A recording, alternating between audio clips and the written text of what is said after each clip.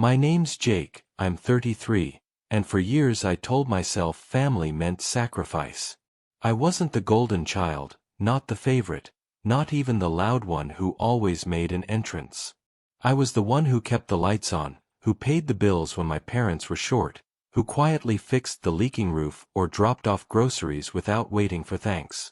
I was the one they leaned on, not the one they celebrated. And I thought that was enough, that being useful meant being loved. It started small. A loan here, a request to cover the gas bill there. Then bigger things, mortgage payments, repairs, even medical expenses. My younger brother, Eric, never lifted a finger. He drifted from job to job, slept half the day, and yet somehow, in my parents' eyes, he was fragile, special, deserving of endless chances. I was solid, dependable, so I didn't need attention or help. At least, that's what they told themselves. I swallowed it for years. Every time I wired money into their account, I told myself it was what family did. Every time Eric made some smug joke about me being the responsible one, I let it slide. Because part of me thought, maybe one day, they'll see me. Maybe one day, I'll actually belong. Then came the night everything cracked. My brother had just gotten engaged, and my parents decided to throw a big dinner at a rooftop restaurant downtown. It was the kind of place with champagne fountains, jazz musicians, and a view of the skyline. Definitely not the kind of place my parents could afford. I should have known something was off the moment Mom called me.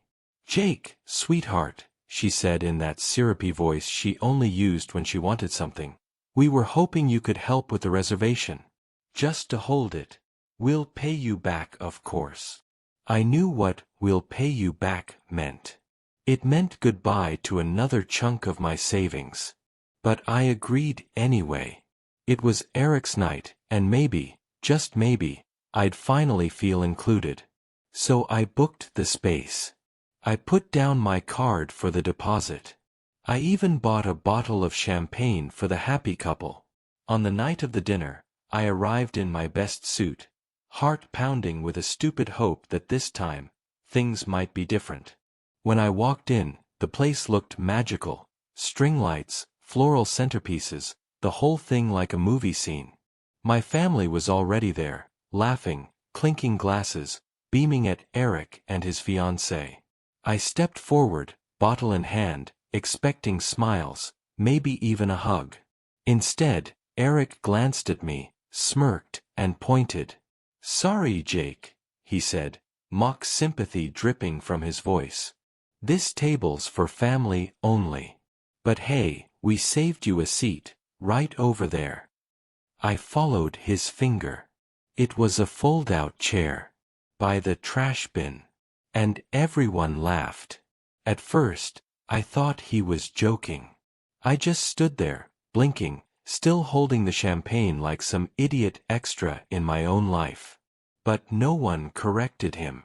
No one said, "Don't be cruel." My mom gave me her tight little smile, the one that meant don't make a scene. Dad raised his glass in an awkward half-toast, pretending it was all in good fun. Eric's fiancée didn't even glance up from her menu. And the laughter, God, the laughter, rattled in my chest like broken glass. I wanted to say something, anything. Instead, I swallowed it down, walked over to the lonely chair by the trash can, and sat. I didn't even take off my coat. The waiter passed by, eyebrows raised. "Are you with the party, sir?" I nodded once. My voice had disappeared. He didn't ask further questions, just set down a glass of water and moved on, like he knew better than to disturb whatever bizarre family politics were unfolding. For 2 hours, I sat there, a shadow at the edge of their celebration. I watched my brother give a speech about how lucky he was to be surrounded by his closest loved ones. I watched my mom tear up when his fiancée called her the best future mother-in-law a girl could ask for. Not once did anyone turn to me. Not once did anyone ask if I wanted to order food. By the time dessert came out, a towering cake with gold flakes, I realized I hadn't spoken a single word all night. Not one. I was invisible. Then the check arrived. I saw the waiter pause at their table, hesitate, then glance toward me. In his hand was the leather folder. "Excuse me, sir," he said softly. "Should I put the final balance on the card we have on file?" The balance.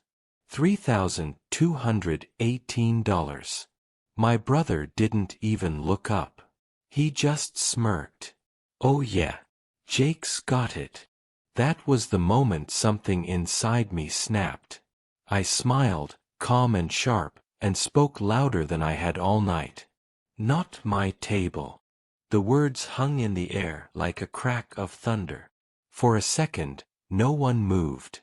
Even the jazz band seemed to falter, the last note of a trumpet hanging awkwardly in the night air. Eric's smirk faltered. My mom's fork froze halfway to her mouth. Dad straightened in his chair like maybe, just maybe, he was about to intervene, but of course he didn't. The waiter looked confused. "Sir, you made the reservation. You paid the deposit." I nodded. "Yes. But as you can see," I gestured toward the big glowing table, then toward my lonely fold-out chair by the trash bin. "I wasn't exactly invited to join. I didn't eat. I didn't drink. And apparently, I'm not family." A silence so sharp it could cut glass swept through the room. Brooke's father furrowed his brow, staring at Eric like he'd just noticed what kind of man his daughter was marrying. Eric's smugness cracked, replaced by something uglier. "It was a joke, Jake. God, you're always so sensitive. Lighten up." I almost laughed. Sensitive. That was the label they'd stuck to me my whole life. Sensitive when I wanted respect. Sensitive when I pointed out unfairness. Sensitive when I asked why Eric could do no wrong while I worked myself raw to keep this family afloat. But that night, I didn't shrink. For the first time, I leaned in. "You're right," I said, steady and deliberate. "I am sensitive. Sensitive enough to notice when I'm treated like a walking wallet instead of a brother. Sensitive enough to realize I've been paying for a seat at a table that will never actually be mine." A few guests shifted uncomfortably. Brooke's father cleared his throat. My mom whispered sharply, "Don't be dramatic, Jake. You're making a scene." Making a scene? I tilted my head, my voice cold. "You did that the second you sat me by the trash while happily putting my credit card on the bill." And with that, I stood up, slipped on my coat, and left the stunned silence behind me. But the truth is, the engagement dinner was only the beginning. The real betrayal hadn't even surfaced yet. I didn't hear from my parents for weeks after the dinner. No apologies, no explanations, just silence, as if I had embarrassed them. Part of me wanted to call, to smooth it over like always. But another part, the part that was still burning from humiliation, told me to stay quiet. Then, one Saturday afternoon, I stopped by their house. Old habits die hard. I'd been helping Dad with paperwork for years, mostly because neither he nor Mom could figure out half the financial stuff on their own. I told myself I was just being responsible, just making sure they didn't get scammed or forget to pay their taxes. Dad handed me a stack of documents to scan, muttering about deadlines and forms. Nothing unusual, until I spotted a folder labeled Estate Plan, Last Will and Testament. I don't snoop. I don't need to. But that folder was sitting right on top, practically begging me to know where I stood. And after the dinner, after years of being the backup generator for their lives, I couldn't resist. I opened it. The words punched me in the gut. Everything. The house. The savings. The assets. All of it, Left to Eric. My name wasn't even in the margins. Just a single generic line, we love both our sons equally. Equally. Was that supposed to be a joke? I was the one who kept this house standing. I was the one who paid the mortgage when Dad's hours were cut, who bought the groceries when Mom said money was tight, who made sure the electricity didn't shut off. And Eric. He lounged around, called me uptight, and collected their affection like he'd earned it. I stared at those pages, my hands shaking. Years of sacrifice, and this was my reward? Jake, what's taking so long? Dad's voice broke through the fog as he walked back into the room. I didn't even try to hide it. I held up the will, looked him dead in the eye, and said, "So this is how it is? Everything goes to Eric? After everything I've done for you?" Dad froze, the color draining from his face. Then he sighed, as if I were a child throwing a tantrum. "Jake, it's not what you think." I laughed bitterly. "Really? Because it looks crystal clear to me." Dad shifted uncomfortably, rubbing the back of his neck. "It's complicated," he muttered. That was it. 2 pathetic words. No apology. No explanation.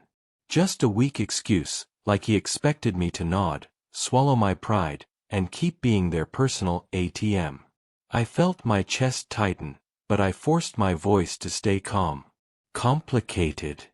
I've been paying your mortgage, fixing this house, keeping food on the table, while Eric does nothing. And you still decided he's the only one who matters. Dad avoided my eyes, and I knew he had nothing. So I called out, "Mom." She came into the room a minute later, drying her hands on a towel.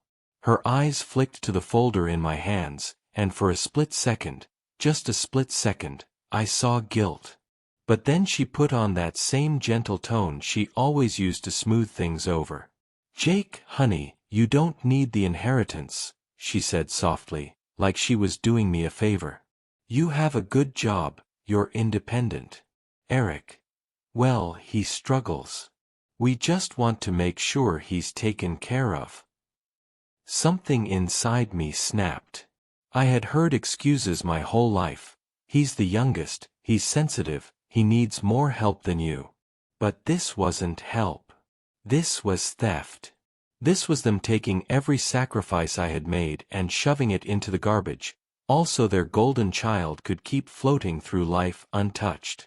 I set the will down on the table, my hands trembling but my voice cold and steady. "Got it. Glad to know where I stand." "Jake, wait," Mom said, her voice cracking. But I was already walking toward the door. I didn't slam it. I didn't yell. I just stepped outside, breathing in the cool air, and for the first time in years, I didn't turn back. After that day, I went no contact. No calls. No visits. No texts. For the first time in years, I let them handle their own bills, their own repairs, their own lives. If they wanted Eric to inherit everything, then let Eric finally carry the weight. The silence lasted 2 weeks. At first, I think they assumed I was sulking, that I'd cool off and crawl back like always. Maybe they thought I'd apologize for overreacting and slide my credit card across the counter again. But as the days stretched on, and more importantly, as the bills piled up, the tone shifted. One afternoon, my phone buzzed. It was a text from Dad. "Dad, the property taxes are due."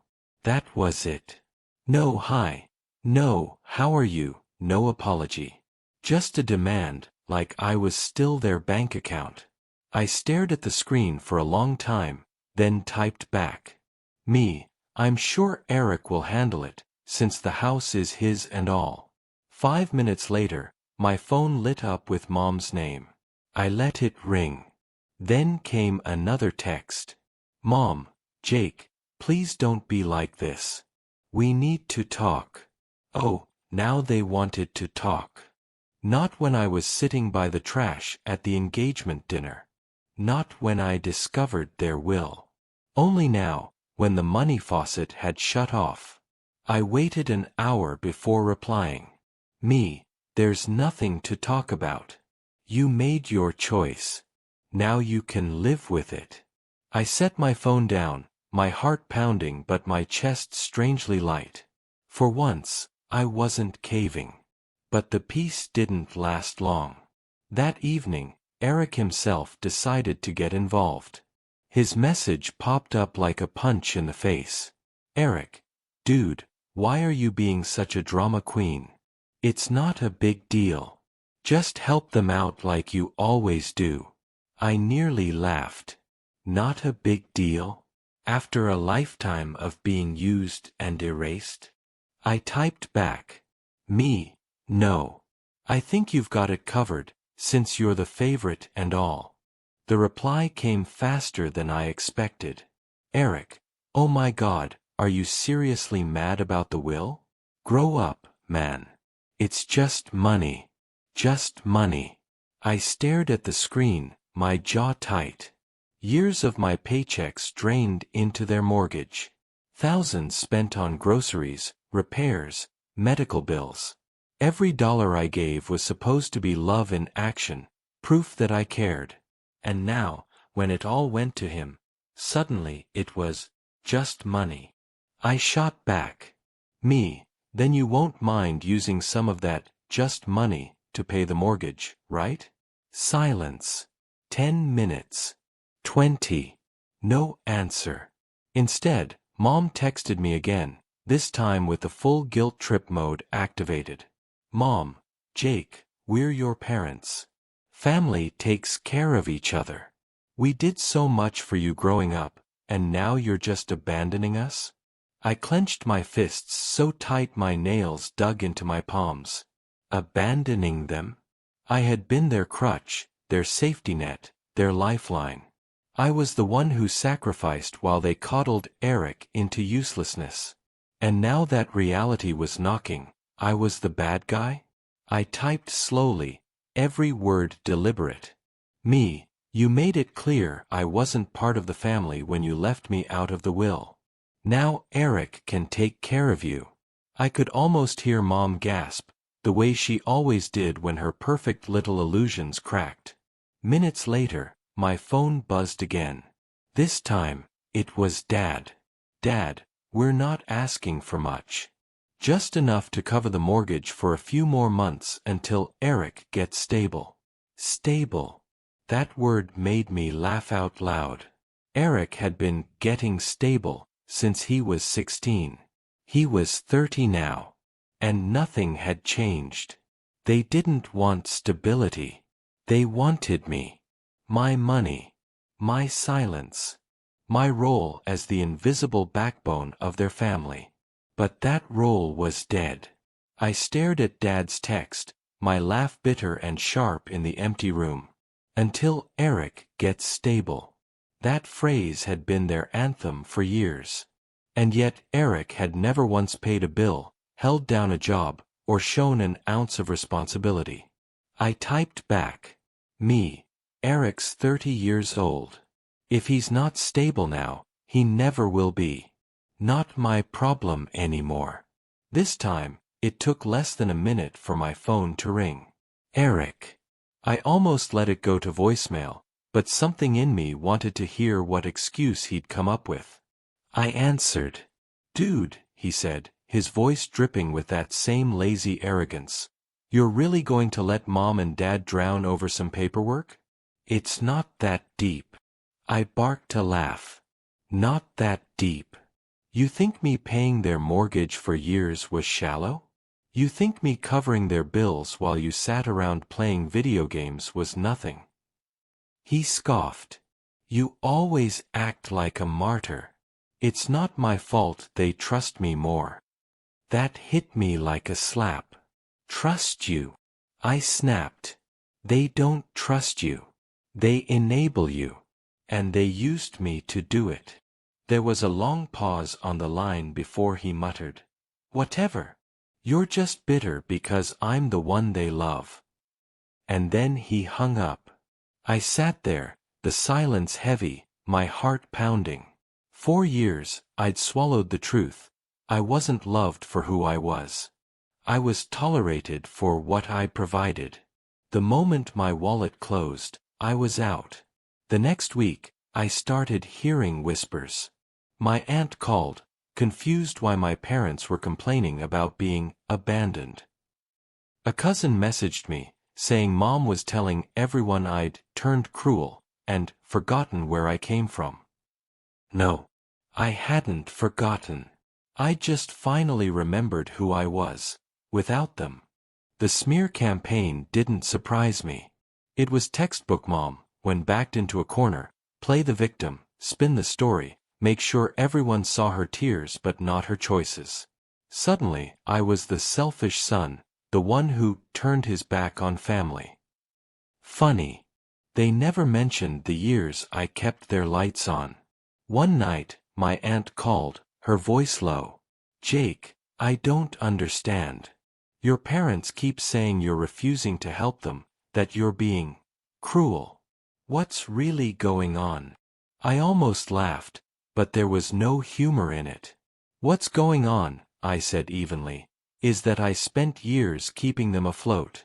And then I found out everything was going to Eric. Not a dime to me. Not even acknowledgement. I was good enough to pay, never good enough to count." There was silence on the line. Then my aunt sighed. "Jake, I believe you. And honestly, I'm not surprised." That was the first time I realized people outside my little family bubble had seen the cracks too. They just never said anything. Meanwhile, the texts kept coming. "Dad," again and again. "Just a little money to tide us over." "Mom, you'll regret this when we're gone." "Eric, you think you're better than me?" I ignored them all. Then came the message that ended it. A group chat pinged with my name in it. Mom, Dad, and Eric all together. "Mom, if you're not going to be part of this family, then don't bother coming around anymore." "Dad, we can't believe you'd abandon us like this after all we did for you." "Eric, pathetic. Always were." I read the words, let them sink in, then calmly typed back. "Me. Finally. Now we all agree on something." And just like that, I hit leave group. The group chat went silent after I left. No more buzzing phone, no more guilt-soaked messages disguised as love. Just peace. For the first time in my life, I wasn't waiting for their approval. I wasn't buying a seat at their table. I wasn't bending over backward to prove my worth to people who had already decided I was nothing more than a wallet.